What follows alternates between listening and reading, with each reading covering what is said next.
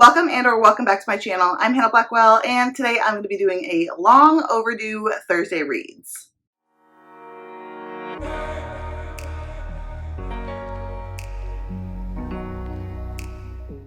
So it has been a few weeks, I think, since I've done a Thursday reads. Obviously, you can kind of tell based on the title, this is supposed to be a once a week wrap up and weekly TBR, kind of just like a discussion show, how my week's gone, what I'm currently reading, what I think the next week is going to look like. Sometimes I've managed to do it weekly, sometimes it's been like bi-weekly. I think this is the longest I've gone since I've started the series that I have not posted a Thursday reads. So I wanted to make sure I got one up. It's not usually even posted on Thursdays. I think originally I wanted to post it every Thursday, and that just hasn't happened, but that's fine. This is my wrap up. This is where I'm going to also talk about the next books that I am going to pick up, the current books that I am reading, what I've been up to this week, that kind of thing. So before we get into this, if you haven't already subscribed, I would love to see you do so. Go ahead and click the subscribe button. You can click the notification bell if you want to be notified every time I post new videos. If you didn't already know, Once Upon a Readathon has been scheduled. We are doing Once Upon a Readathon in June, and it's going to be really fun, really awesome. If you missed the announcement, I'm just going to go ahead and have that linked down below in the description so you can check out the announcement, sign up for the readathon. We have merch, we have buddy reads going on, there's a Discord, there's an Instagram, we have fun challenges that are going to be announced. It's just going to be an awesome time, so make sure not to miss out on that. All of my social media is linked down below in the description as well, including my Goodreads, Instagram, and Twitter. Don't forget to click the like button and comment down below. Let me know what team you are on for Once Upon a Readathon Treasure Island. Let me know which one of these books coming up that you think that I should prioritize. Going ahead and starting out, in the last couple of weeks, my husband and I have gotten up to date on the current season of The Voice. It's been a lot of fun. If you know that it is Blake's last season. And we've also gotten up to date on the current season of Top Chef. I am a Top Chef stan, always will be, always have been, and I'm really enjoying the new season. It's season 20 and it's like global inspired, so there are Top Chef winners from Top Chef seasons that have been around the globe. So a lot of different countries have their own version of Top Chef, and it's taken a lot of their winners and they're pinning all these Top Chef winners together, and it's been epic. It's been a lot of fun to watch. We've also been watching Weeds. It's a rewatch for me. I think we're already on season 6. The episodes are quite short and we've just kind of been like zooming through it. So we're on season 6. It's a rewatch for me, but my husband has never watched it and he's really enjoying it. I think we only have 2 seasons left. So honestly, I'll probably have finished it by the time I do another Thursday reads. What else is new? My family and I met up with some friends and went to a local festival that is hosted twice a year here, and it was so much fun. If I told you the festival name, it would tell you where I live, so I can't do that. But it was a lot of fun. It was really enjoyable. And I guess that's it. Lots of gardening, lots of reading. So I went through like a steam period where I was reading so much books, and then I kind of slowed down some, and that's where I am right now. So I have 8 books to talk about that I read since I last updated you. Because there's 8 books, I'm going to try to go through it quickly. So the first one is going to be The Gargoyles Captive by Katie Robert. I gave this book 3 stars. It is a monster romance about a gargoyle. It's probably my least favorite gargoyle romance that I've read. And it was fine. It wasn't as bad as the Kraken book that she released previously. I think in this monster romance series that Katie Robert is writing, I think the first book, The Dragon's Bride, is still my favorite in the series. So it was fine. I had a good time. I liked the vibes. It was an adequate to good monster romance, but it wasn't anything special. So I gave it 3 stars, and if you like gargoyles, pick it up. But there's like other gargoyle romances like Titan and another one I'm going to talk about soon here that I would probably pick up first if you hadn't read those. So the next book I want to talk about that I finished was A Kingdom of Stars and Shadows. This is the first book in a fantasy romance trilogy written by Holly Renee. And I had a really good time with this. It is not super in-depth on world building. It's all basically about the romance and the plot. It's not really a slow burn. We basically have our main character. She's marked by these star-like freckles across her body, and she is promised to marry the prince to kind of like boost his magic somehow. And she ends up falling for his brother. I really had a lot of fun. I thought going into it, I didn't have super high expectations, and I knew it was going to be more on the smutty side and less about world building and like politics. And I just accepted that and had a fun time with it. I'm giving it 4 stars. Thought it was really great. Looking forward to continuing on in this series. I think especially it's a really good palate cleanser too, and it's just a fun fae romance. It doesn't take itself too seriously, and I like that sometimes. Like a book that just is like, listen, this is just fun.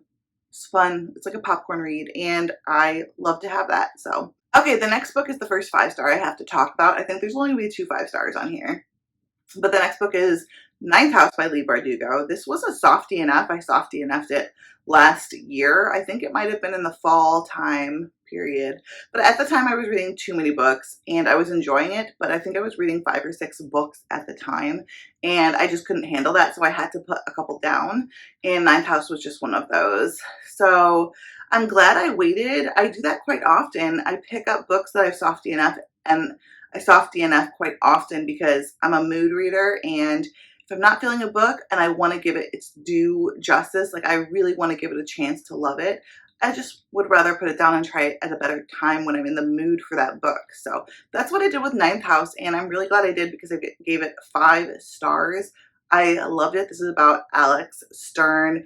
She can see grays or ghosts. So she is like recruited by the secret society at Yale to kind of like watch over the other secret societies who are doing like alchemy and magic, but it's a very dark academia kind of magic kind of thing, working with spirits and telling the future, and alchemy and that kind of stuff. She is supposed to watch over them because she can see ghosts, and ghosts are attracted to magic, and they want to make sure to keep these other societies safe, but also keep a watch on them and make sure they're not doing things they're not supposed to do.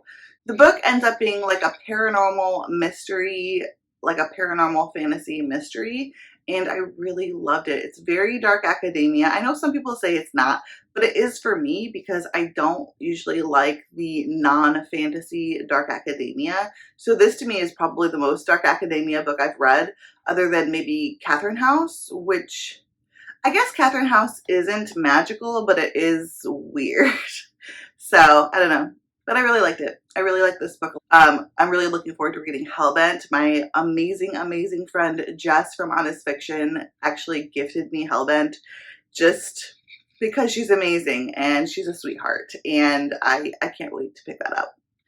The next book I read was a Gargoyle Romance again, and this one I liked more than the Katie Robert one. This one was C.M. Niskasa's How to Marry a Marble Marquis.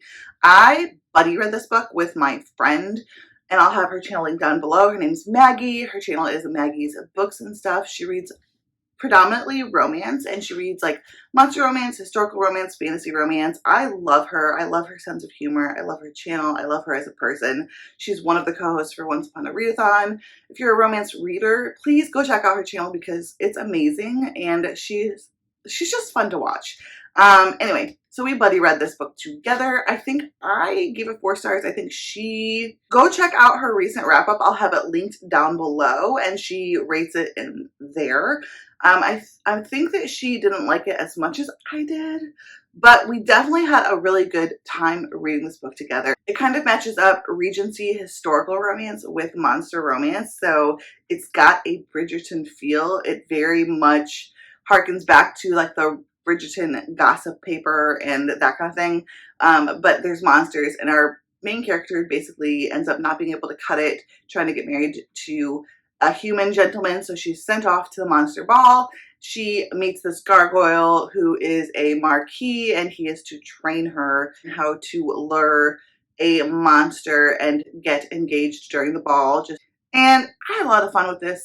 I really liked the Bridgerton-esque like historical romance mixed with monster romance. I thought that was really unique and cool. Very fun for spring. I think fun for summer too. And I liked the characters in this a lot. I really like the Marquis. He's a total rake, and he just doesn't want to get in love, and he also doesn't even want to do his job. Like, he doesn't want to be the Marquis. He just wants to run away. And our other main character, she's also the oldest in her family, and she wants to take care of her younger sisters now that her parents have passed away, which is why she needs to get married, so she can have money to help raise her sisters and make sure that they can make good matches, have good dowries for them, and that kind of thing. And so one is very responsible and willing to do anything it takes, and the other one is kind of like irresponsible and just wants to play around and eventually find a way to escape all of his responsibilities. And they do change together, and our heroine becomes a little bit less uptight. Our hero, I felt like, became a little bit more willing to take on responsibility, and I thought their love story was really cute. I thought this was a really fun read. I definitely recommend it if you're looking for, if you're like a historical romance reader and you want to try out monster romance, or in general if you want to try out monster romance. I think it's kind of a good one because it does mix genres a bit. So, okay, I need to speed this up a bit because I feel like I've been filming for a minute now. So, the next book I read was the 5th Zodiac Academy book, and that was Cursed Fates. I gave it 4 stars. Really enjoyed it. Kind of broke me, and I'm like taking a second to step back from Zodiac Academy. I think I'll probably pick up the 6th book in May or June. Probably June. I think it might actually work really well for the readathon.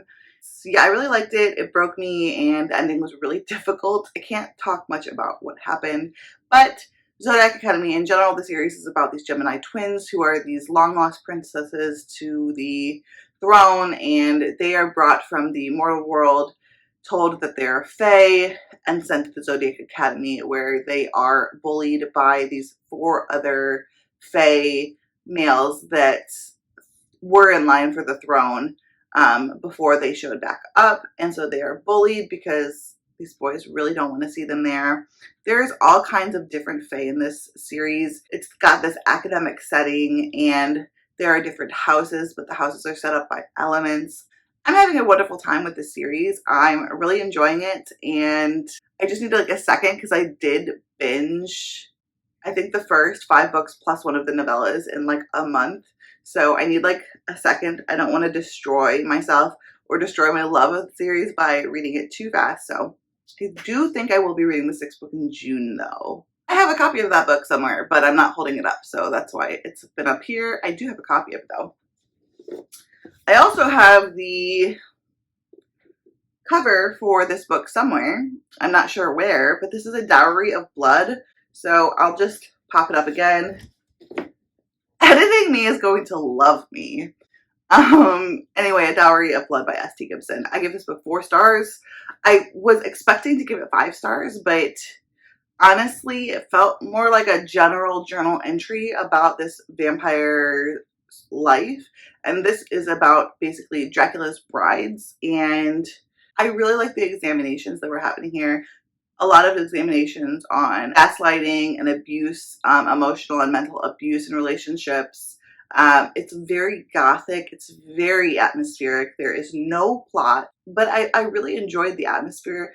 I just felt like it was missing. Like, I'm not a plot-driven reader, and I don't really like, I like books that are like all vibes, no plot, but I feel like really nothing happened too much because this is mostly epistolary. This is like a letter written by one of Dracula's brides to him after his death. Yeah, I really enjoyed it. It just wasn't 5-star material for me. The next book I read was Forgotten Ghost by Cass Kay. This was an arc that I had. It has since been released. I think I read it like around before or just after or like during its release date. I gave this book 4 stars. This is the 2nd book in the Legacy Witches series. The first book is somewhere, I don't know. I gave the first book 5 stars. I gave the 2nd book 4 stars. I thought that it was like a really good continuation, but I think I just wanted a little bit more of plot, a little bit more building of relationships. We had some building of relationships that I really enjoyed, and I think I just wanted more of that. So I really obviously enjoyed it. I just wanted more. There was like a few writing things, But other than that, I really enjoyed this. I really love the amount of research and interest that goes into the witchiness of the book and this whole series. Like, I really like the witchy aspects. I think that they are done really well. I also like the found family. I like that it goes darker than most cozy mysteries, and yeah, I thought this was a lot of fun. If you like cozy paranormal mysteries, but you also like darker things that can be a little bit more gory at times, check it out because it does definitely push the envelope so that it's more of a paranormal mystery than I would say a cozy paranormal mystery, or you might even consider it cozy horror. Though I did feel like the horror elements in this second book were much lightened. This one felt even more so like a cozy mystery to me. So 4 stars, had a great time. I will definitely be continuing on in the series. And yeah, that was good. Let's just go ahead and at least hold one book up because like I think I've owned physical copies of half the books I've talked about and not held them up, but that's fine. I have A Shadow and the Ember here, and this is the first book in the Shadow and the Ember series. It's in the From Blood and Ash world, but it's like a prequel series. I gave this book 3 stars because I really liked the couple. I really like the characters in this. But yeah, I give it 3 stars because of some writing issues. If you want my in-depth thoughts, you can go back and check out our live show that we actually had this last Saturday on Issa's channel. I'll have that linked down below in the description. You can kind of get like my in-depth thoughts, but 3 stars. I guess we'll see what happens with the series. I'm starting to feel a bit drained by JLA's writing, to be honest. But that's what I have to say about that. But yeah, go ahead and check that video out if you want to know more about my thoughts. So that is it for all of the books that I read. Now for the books that I am currently reading. I'm currently reading The Coven by, I think it's Harper Woods, but I might soft DNF this because I'm supposed to be starting Blood Mercy. I'll pop that up here on Monday, tomorrow. I'm supposed to start a buddy read with Kristen Craves Books and Daphne from Being Daphne, and we're going to be buddy reading this for like a week and a half or so, I believe, and I'm really looking forward to it. It's apparently like a vampire fantasy romance that has a lot of world building. Kind of freaks me out. I'm hoping it will be like really good world building, and that's what I've heard, is that it is really good, really well done world building. But these are thick fantasy romance books, and I'm looking forward to starting this series. I already skimmed the first few sentences and was surprised by how much I was already sucked in. So I'm really excited to start this series. I'm also currently reading The Wall of